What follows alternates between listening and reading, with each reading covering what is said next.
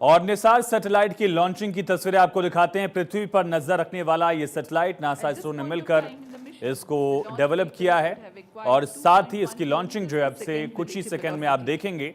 लगभग 13,000 करोड़ की लागत से इसको डेवलप किया गया और एक ऐसा सैटेलाइट जो जल, जंगल, जमीन हर एक मूवमेंट को बहुत ही बारीकी से मॉनिटर करेगा। अभी आज आपने रूस में भूकंप और सुनामी की खबर देखी होगी।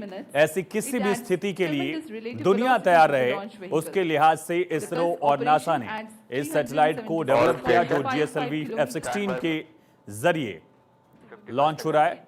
लास्ट 1 मिनट का काउंटडाउन जो है वो आप देख रहे हैं। लगभग इसमें 750 करोड़ से ज्यादा का जो हिस्सा है वो नासा इसरो की तरफ से है और बाकी जो खर्च है वो नासा की तरफ से। और जो भी इसका डेटा होगा वो दुनिया के तमाम देश हासिल कर सकेंगे। MOS स्पेस केंद्रीय मंत्री जितेंद्र सिंह इस वक्त इसको मॉनिटर करते हुए देखते हुए इसरो और नासा का संयुक्त मिशन जो है निसार, ये सैटेलाइट लॉन्चिंग की आखिरी 10 सेकंड की तस्वीरें आप देख रहे हैं और बहुत अहम होगा, खास करके जिस तरह से लैंडस्लाइड लास्ट का 10 काउंटडाउन अभी 5 4 3 2 1 0 All L40 engines generating nominal thrust. S139 motor ignited. और इसी के साथ भारत ने एक और अध्याय लिख दिया है। अंतरिक्ष के क्षेत्र में सैटेलाइट्स लॉन्चिंग के लिहाज से भारत ने एक और कीर्तिमान हासिल किया। नासा के साथ मिलकर भारत ने ये सैटेलाइट डेवलप की और सफल प्रक्षेपण की ये तस्वीरें आप देख रहे हैं निसार की लॉन्चिंग की। और ये अपने गंतव्य की ओर बढ़ता हुआ हर 12 दिन में पृथ्वी के चक्कर लगाएगा। वजन 2000 किलोग्राम से ज्यादा, 13,000 करोड़ की लागत और तमाम देशों में आपदाओं से निपटने के लिहाज से बहुत अहम होगा।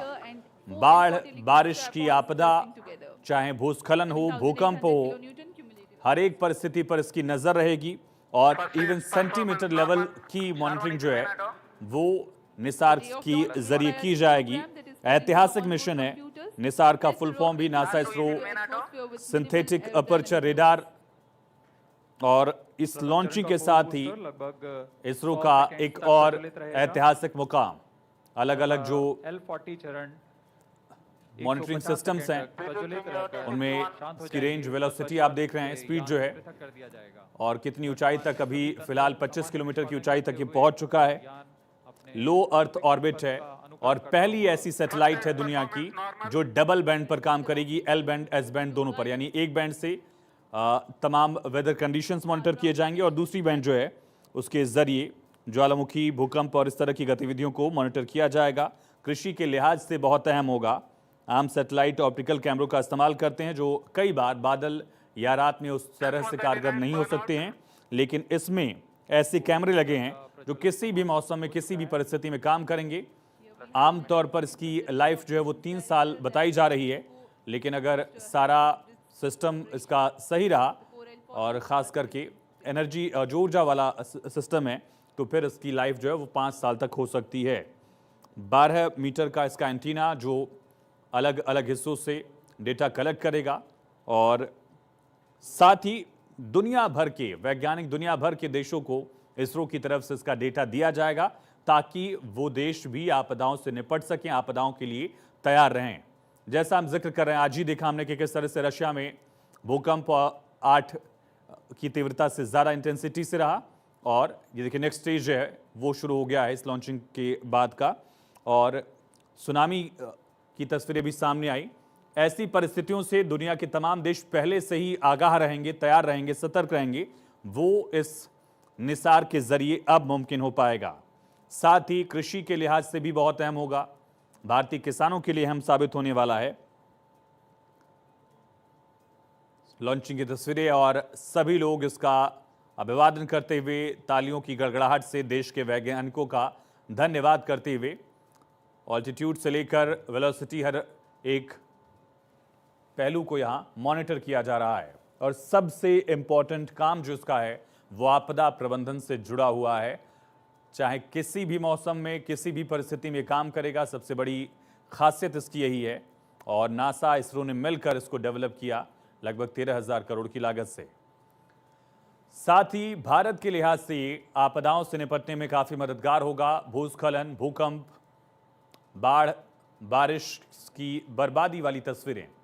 और ऑल्टीट्यूड आप देख रहे हैं 230 किलोमीटर तक पहुंच चुका है। 700 किलोमीटर से ज़्यादा की ऊंचाई पर ये अपने कक्ष में स्थापित होगा। जो ऑर्बिट इसका है वो 750 किलोमीटर के करीब है और अलग अलग स्टेजेस में ये लॉन्चिंग का हिस्सा जो है वो लगातार आगे बढ़ता हुआ। सतीश धवन श्रीहरिकोटा से निसार के लॉन्चिंग की तस्वीरें आप देख रहे हैं। लॉन्चिंग के बाद किस तरह से तमाम डेटा को मॉनिटर किया जा रहा है।